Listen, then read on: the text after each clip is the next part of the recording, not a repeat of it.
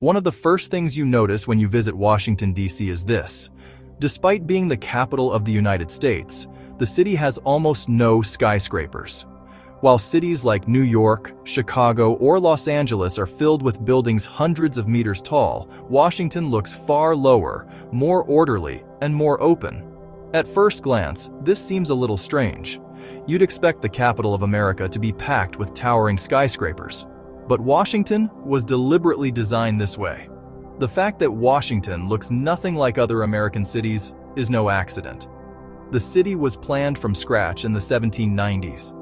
America had just been founded, and its leaders wanted the nation's capital to look more magnificent than the old cities of Europe. So they commissioned French architect Pierre-Charles L'Enfant. He designed Washington with wide boulevards, grand plazas, and long sightlines, placing the most important buildings at the very heart of the city. The first of those buildings was the United States Capitol.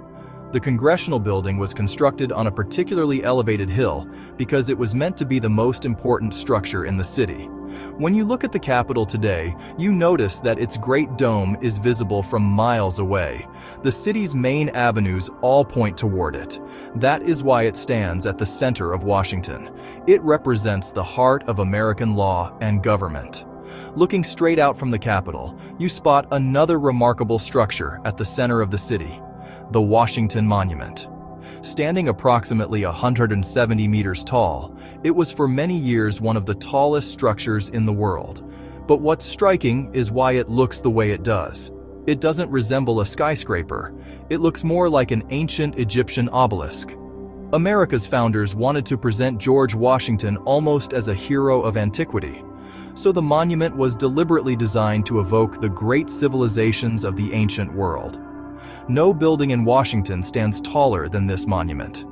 The reason lies in height laws passed in 1899 and 1910. At the time, many people feared that if skyscrapers similar to those in New York began to rise in the city, iconic structures like the Capitol and the Washington Monument would disappear from view. So a rule was introduced. No building could rise significantly higher than the width of the street it faced. Even today, most buildings in Washington are no taller than 10 to 12 stories. This is why, as you walk through the city, you notice how unexpectedly open everything feels. You get the same sensation when you approach the White House. On film and in photographs, it looks enormous. But in person, it's smaller than you'd imagined. Many tourists are surprised when they see it for the first time. On its own, the building looks quite modest. Yet the open space surrounding it, the sweeping gardens and breathing room, give it a sense of weight and importance. If skyscrapers had been built around it, the White House would not feel nearly as commanding as it does today. To understand why the architecture of Washington looks so different, you need to look at one more building, the Lincoln Memorial. Built in memory of Abraham Lincoln, it looks nothing like a modern American structure. It looks like an ancient Greek temple. Tall columns, wide steps, and white stone. There is deliberate intent behind this design. America wanted to position itself as the heir to Greece, the birthplace of democracy, and to Rome, the model of a powerful republic. Many of Washington's official buildings were built in this same classical style for exactly that reason. The same spirit runs through the Supreme Court building and the Library of Congress. The Supreme Court, with its towering columns, resembles a temple because it is meant to convey that justice is powerful and unchanging. The Library of Congress, with its grand domes and ornate decoration, evokes the great palaces of Europe. America was a young country, but through these buildings it was reaching for the same stature as the ancient civilizations that came before it.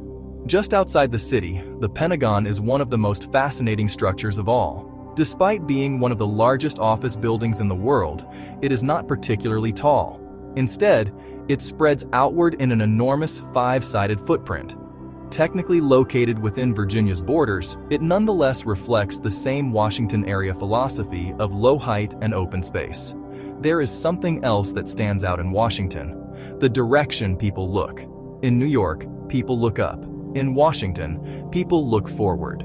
Because the city was designed so that great monuments and buildings are visible from long distances. Walking along the National Mall, you can see the Capitol on one end, the Washington Monument rising in the middle, and the Lincoln Memorial in the distance.